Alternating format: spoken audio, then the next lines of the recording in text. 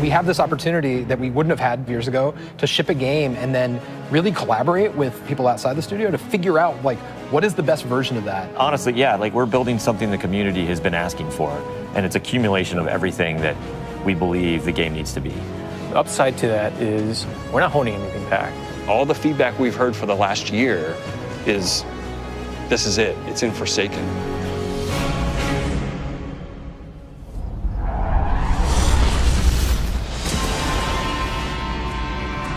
We want this release to have a different tone and a different vibe. We sort of just embrace that Western revenge vibe. You're going to a darker place. You're going to take on a different role as a Guardian. A barren landscape with like the asteroid vibe with like tumbleweeds. And I mean, that just sounded cool. Grit, man. I want to bring the dirt back. And what better way to start a story than to start it with a prison break? Right. Cade's been filling this prison with bad guys that are really bad. And so when it breaks, things can happen to all the world.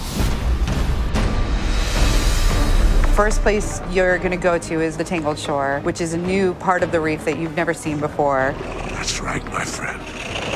It's a collection of lashed together asteroids and rocks out in the asteroid It's belt. very otherworldly, and it's full of pirates and assassins and bad guys. It's become a lawless place. It truly is a frontier. It's completely taken over.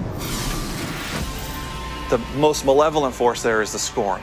They're very aggressive. They're always going to charge and push you. The Barons are the top dogs in the Scorn, and each one has gone back and like committed nefarious crimes. I think of it as the reverse Magnificent Seven, like the worst of the worst criminals. You are hunting down these different Barons. In fact, they're called Baron hunts. So one Baron is a sniper, and you have a sniper versus sniper battle with him. Another Baron is this big, giant, hulking melee character.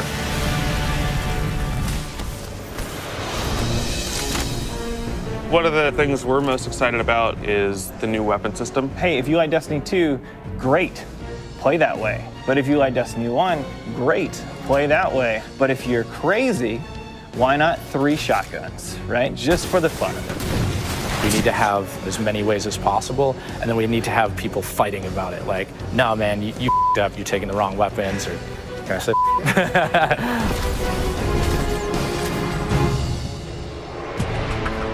So randomables are coming back. Every single weapon is going to feel different when it drops. And we're improving the mod system, so you can customize your weapon the way you want it. We've got a whole new masterwork style system coming together where you actually are able to kind of move your levels up over time. And so there's investment back on the weapons again.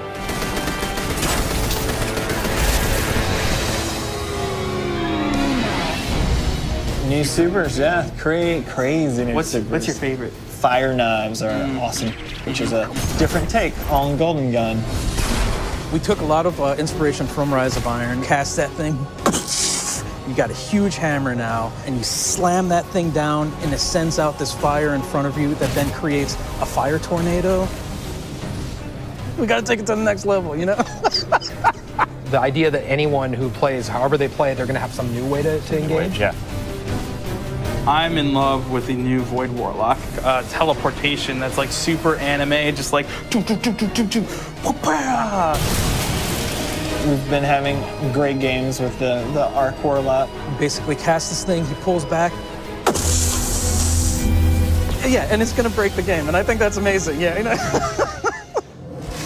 We also wanted a new weapon type that felt meaningful, so we came up with a bow and arrow, which seems kind of crazy, but when you use it, you feel like godlike. It is utilitarian, it's fantastical, it's also sci-fi. So we have a short range bow, we have a medium range bow, we have a long range bow. We built this guy who's like supposed to be super techie.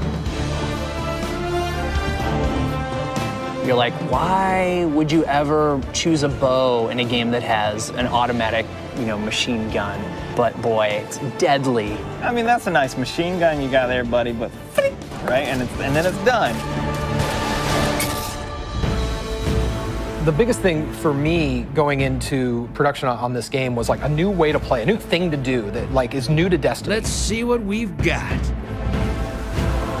We want to be able to give players what they want, but also surprise them. Gambit is a brand new mode. Destiny begs to marry PvE and PvP together. It's like adding bacon to peanut butter and jelly. You start off being able to see the other team that you're going to compete against, so you can taunt each other, you can emote. Each team is in their own separate arena, and they're being assaulted by combatants. They're dropping motes for you to collect, you bank them. When you put them in your bank, you're gonna send a blocker over to the other side that locks their bank down. They can't put motes into it until they take out that blocker. Filling up your bank with the motes is how you summon your primeval. You burn it down, that's it, round's over.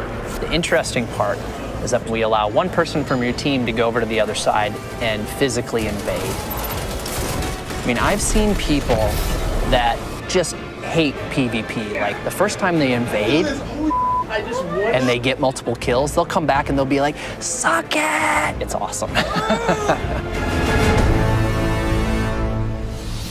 We leave the raid team alone. I mean, if you can't tell, like, we just kind of let them do their own thing. But we have Joe over there. For this next raid, we wanted to get back to the epic adventure where you're going out to slay a big monster again. This raid has more bosses than any raid we've ever had before, and we're really excited to get players in there.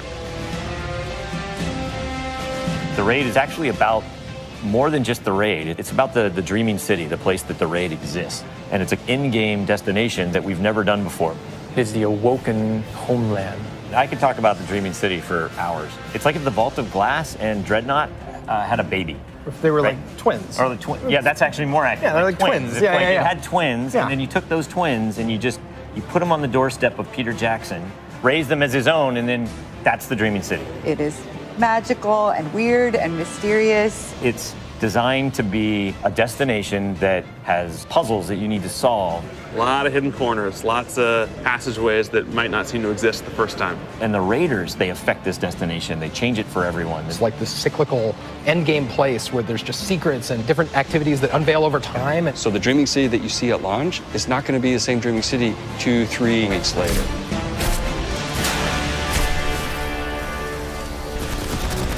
So with every design decision we made for the Forsaken, like the first thing we ask is how will the community react to this? Players want their investment in Destiny to matter, and they want to be able to see that reflected in the content. We knew we wanted to do something for the collectors in our game, so we built a feature called the Collections. It's a way for you to track all the items that you can go out and acquire. There's so much gear in our game. There are 2,000 items you can get. Go get them. You can look at sets and you can say, I haven't filled out this set. What do I have to do to go get it? If I want to find like how many guns in the world, I can actually go look now. We also had a triumphs thing, which is just acknowledging your achievement. It like ties into records, it ties into lore. It's a thing that can help you drive like, hey, I want to do that. And if I do those things, I can get a title. Like I can have a title floating over my name that says that I'm a god or whatever. Not me, but like you.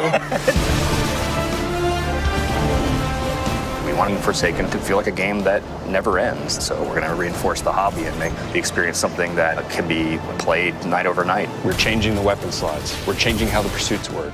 We're adding new features like the collections and the triumphs. We built Gambit. We've got a whole bunch of new weapons to chase, exotics that are really powerful. We have Lisa focusing on some sweet new exotic armor. Maybe we gone overboard, like dialed it too high. Or to go out there and collect in the world, exotic armor pieces to go out there and hunt. We're working on armor perks, random rolls, new mod system, new subclass paths. We're making Forsaken for people who love Destiny. Making a game that we can all love. That is the goal. That's what we're going to constantly be pushing towards, always. Everything we're building is through that lens.